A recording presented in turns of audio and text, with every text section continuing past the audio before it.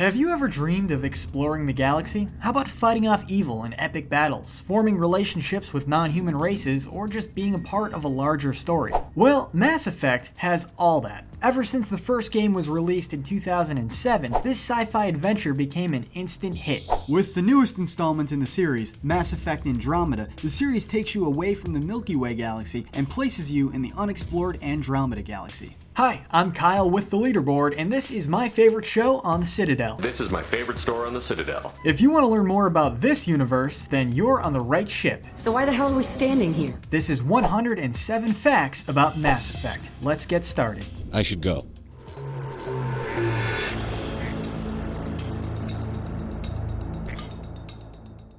Number 1. Mass Effect Andromeda was almost called Mass Effect Beyond. When Star Trek Beyond was released, Chris Wynn, the game's senior development director, joked on Twitter that it would have been awkward if they kept the game name. In the end, they decided to change it not because of the Star Trek film, but because BioWare felt Mass Effect Beyond just didn't sound too good. Number 2. Mass Effect Andromeda, the fourth game in the series, takes place 600 years after the events of Mass Effect 3 and is set in the Andromeda Galaxy, which is measured to be 2 times the size of the Milky Way. Number 3. Andromeda's main protagonist is named Ryder, not just because it sounds cool, but also because it's a nod to Sally Ride. Don't know who that is? Well, it's time to brush up on your space history. Sally Ride was the first American female astronaut who traveled to space in 1983. Number 4. Customizable characters are all the rage, and BioWare definitely knows this. In Andromeda, you can customize protagonists Scott and Sarah Ryder, although you can only play as one of them. But the coolest thing is, their dad Alec's appearance will change to resemble the twins you customize. Of course, there is a limit to how closely he will resemble his kids, but the fact that this is even an available feature is awesome. Number 5. If you decide to use the protagonist's default name, Scott or Sarah, other characters will say it. Sadly, using alternative spellings of the names won't work, but this feature is definitely an incentive to stick to the default. Number 6. Missed exploring in the M35 Mako? In Andromeda, you can go land exploring again in a new vehicle called the Nomad. Systems Alliance Starship Normandy will also be replaced with the Tempest. Number 7. While main Mass Effect titles were developed on the Unreal Engine 3, Andromeda was built via the Frostbite engine. BioWare has stated that they really pushed the limitations of the Frostbite engine in order to create a more expressive story through their characters' animations. Number 8. You get to fight with jetpacks in Andromeda. Lead designer Ian Fraser had to make sure that when using the jets, you'd have your own set of dodge moves. And we forgot to mention you can actually hover in the air for a bit. Combat has never been this cool. Number 9. With the release of the Nintendo Switch, everyone wants to know whether their favorite title will appear on the console. So will Andromeda? Well, no. But don't lose hope, Switch fans. BioWare did state that if enough people demand it, they'll see if they can release the title on the Nintendo console. So who knows? We're keeping our fingers crossed. Number 10. Let's go back in time and talk about the first games in the series. The first Mass Effect video game made its debut in 2005 at the X05 trade show in Amsterdam. The game was released exclusively for the Xbox 360 as one of the console's first action RPGs. Number 11. The producers of the original game, BioWare, asked themselves one question when designing the game. What would happen if we explored deep into the far reaches of the galaxy and found civilizations that are vastly more advanced than ours? And what would they do with us if their intentions weren't all that altruistic? And man, did they give us an answer. Number 12. BioWare is a video game developer stationed out of Edmonton, Alberta, Canada. Its founders, Ray Musica, Greg Zishuk, and Augustine Yip, had recently graduated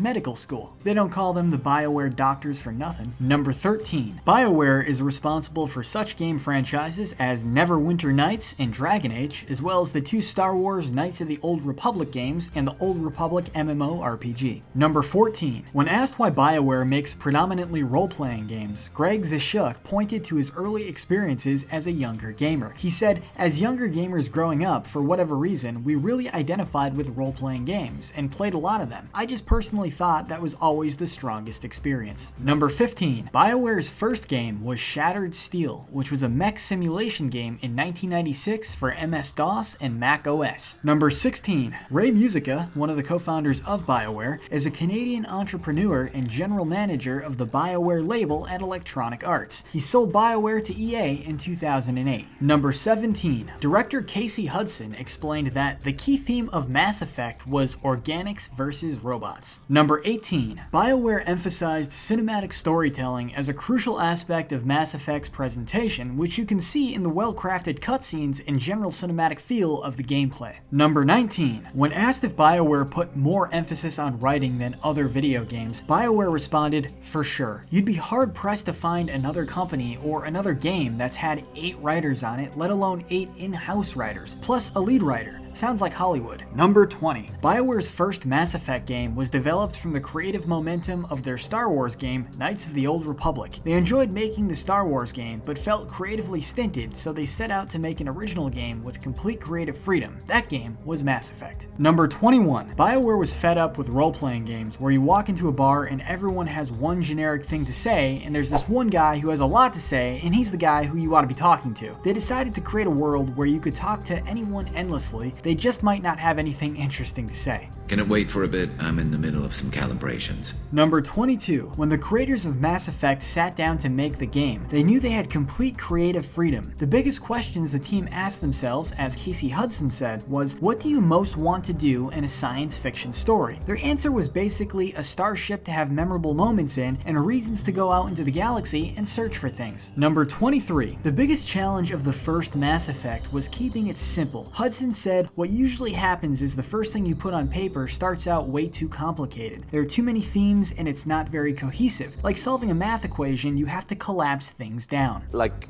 18 quintillion planets. Number 24. One of the most interesting points of Mass Effect is that humanity is not the center or most powerful species in the universe. They have no seat on the council and no representative on the Spectre Squad. Number 25. Mass Effect wasn't just influenced by science fiction, it was also influenced by William Shakespeare. At one point, Shepard says, "Sic semper tyrannis," which is what Brutus said while assassinating Caesar in Shakespeare's play, The Tragedy of Julius Caesar. I can't do that without proper code authorization. Sic semper Number 26. BioWare wanted to create a game that had the right balance of a fluid interchangeability and a game with a perspective and specific personality. Hudson explained, saying, "I think typically role-playing games in the past have been more about creating a completely empty vessel that you then fill up with whatever choices that you make." Number 27. Mass Effect was created originally and exclusively for the Xbox 360, but was later added to the Microsoft Windows PC platform by Demerge Studios and to the PlayStation 3 by Edge of Reality. Number 28. BioWare produced 6 covers for the original Mass Effect game, and this one was the one that was eventually used. Number 29. The series Mass Effect is named after the pseudo-scientific principle invented in the game that allows all the biotic powers to function. Number 30. The original title for Mass Effect was Science Fiction X. It was the working title for the game for so long that the creators had a hard time parting with it. The nail in the coffin was that there was already a magazine titled SFX. Number 31. Mass Effect takes place in the Milky Way galaxy in the year 2183. That's the 23rd century if you're counting. The story follows Commander Shepard, a human soldier who must prevent a rogue agent from opening a portal to advance synthetic organic organisms from eradicating all organic life in the universe. Number 32. Commander Shepard is named after the first American in space, Alan Shepard, fitting for the first human Spectre. Number 33. The guys at BioWare wanted Shepard more than anything to be relatable. They wanted the player to feel like they were Shepard and understand how Shepard would react to being relieved of duty. Number 34. When you play Mass Effect, Shepard is not given a first name. You have to pick one for him or her. According to BioWare's research, these are the most popular names chosen. For female Shepard, the most popular names were Sarah, Kate, and Alice. For male Shepard, the names were Jack, James, and Chris. Number 35. The creators have revealed that more players prefer to play Paragon than Renegade because most people like to be the hero and enjoy dealing with very tough Renegade decisions. Number 36. Mark Meer, the voice actor for Commander Shepard, also lent his voice to other characters such as Hanar and Vorcha. We too must serve the Reapers. You big stupid jellyfish. Fish. Number 37. Originally, Mark Mear's voice for Shepard was going to be temporary. They recorded him for the demo, but after sitting with it for months, decided that it was the right voice for Shepard. Number 38. Mark Vanderloo, the Dutch model for Shepard's face, has done zero press associated with the game. When asked to play Shepard in a cosplay event at Comic-Con, he turned down the offer. Shepard, Shepard, Shepard. Number 39. Jennifer Hale, the voice behind the female Shepard, is one of the most prolific voice actors in video games. When asked about getting into character, Jennifer Hale said, "For me, it all comes from the writing and the vision of the team. From there, I look for the common humanity in any given situation and how the person I'm playing moves through the world, how they get what they want, which qualities are their go-tos, and which are unfamiliar." Sounds like a good method. Number 40. The voice for the elusive man belongs to none other than the West Wing President of the United States, Martin Sheen. Because Sheen does not smoke in real life, in order to make smoking sounds for the game, he sucked on a pen.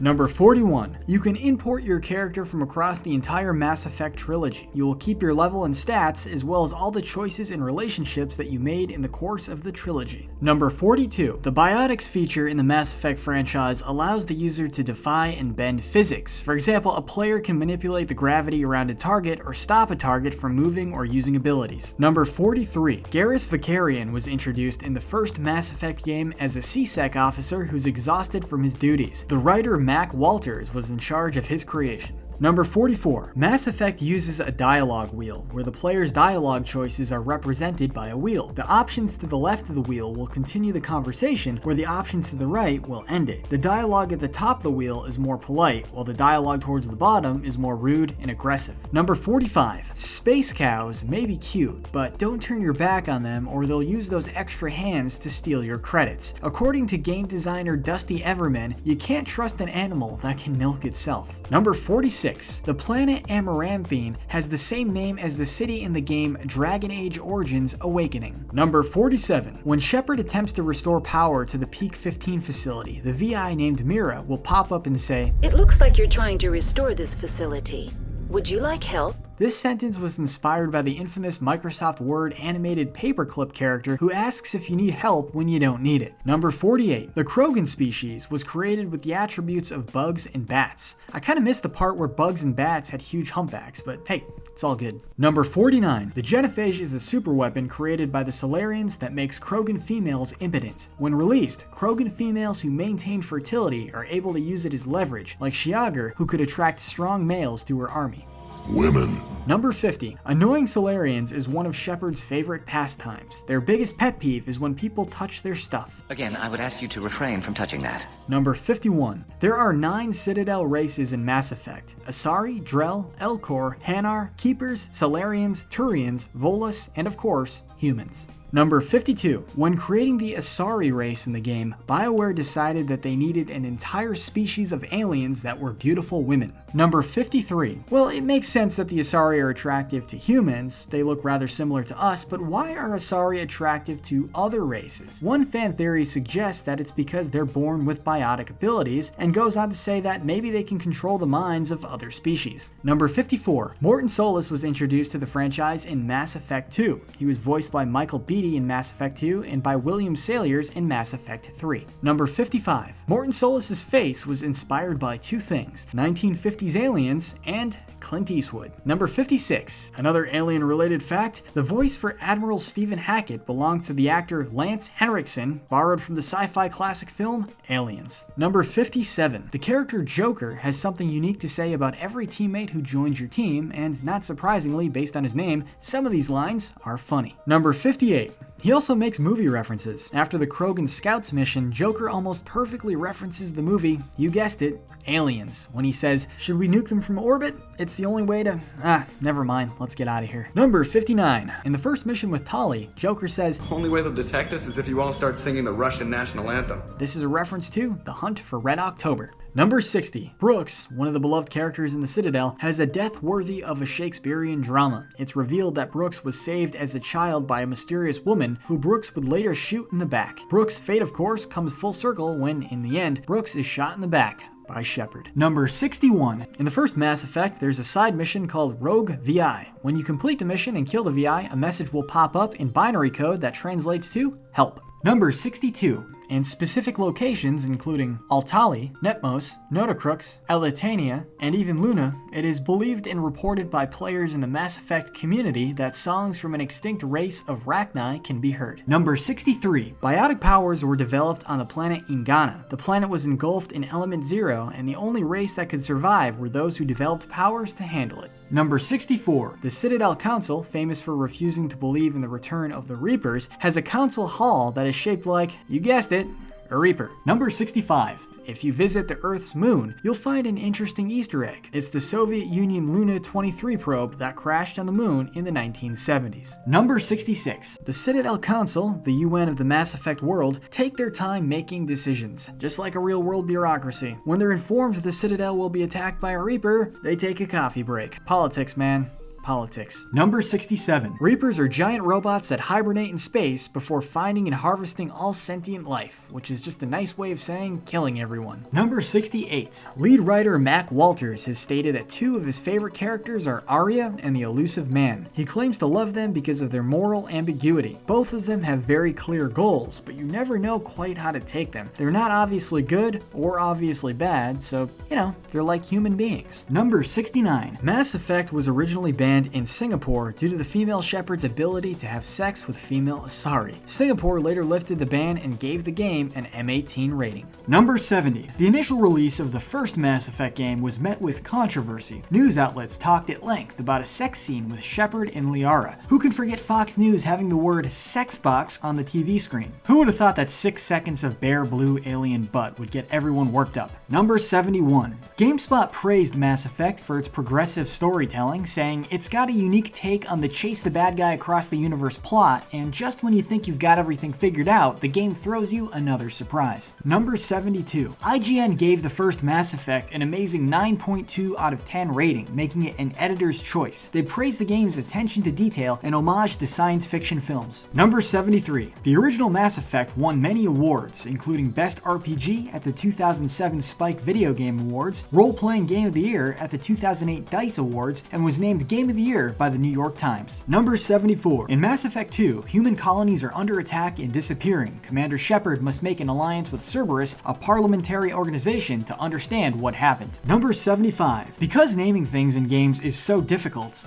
just look at all those characters in Mass Effect, Casey Hudson keeps a list of names, especially for important things like game titles. So whenever the Mass Effect team was stuck on planet names, Hudson turned to his handy planet name generator he created in Excel. With the click of a button, the generator not only creates a planet name, but also that planet's features, so it makes sense in terms of factors such as orbit sizes. Number 76. When naming the Mass Effect characters, Hudson didn't want to use super unique and specific names because the question then became, why that? So in the beginning, he and his team thought of common all-American names. Number 77. Mass Effect 2 allows players to customize their outfit, so you can wear a business suit, a space suit, or even a cowboy suit. So wherever you're going, there's something interesting to wear. Number 78. Mass Effect 2 offers lots of inventive weaponry. One weapon even allows you to create a localized black hole. Number 79. The character Tali Zora almost didn't make it into Mass Effect 3. The team debated whether or not they should remove her from the crew, but there were some people on the team who felt very passionately about keeping her. One of them was writer Patrick Weeks, and Hudson said, "We figured if he was passionate about it, then there were other people passionate about it, so we put her in there." Number 80. There was also much debate inside BioWare as to whether or not they should reveal Tali's face. Eventually, they decided against creating a direct reveal and instead inserted a photo. Number 81. Legion is a popular character in the Mass Effect franchise, but did you know this? If you go into his quarters and you don't talk to him, he will beatbox and do the robot dance.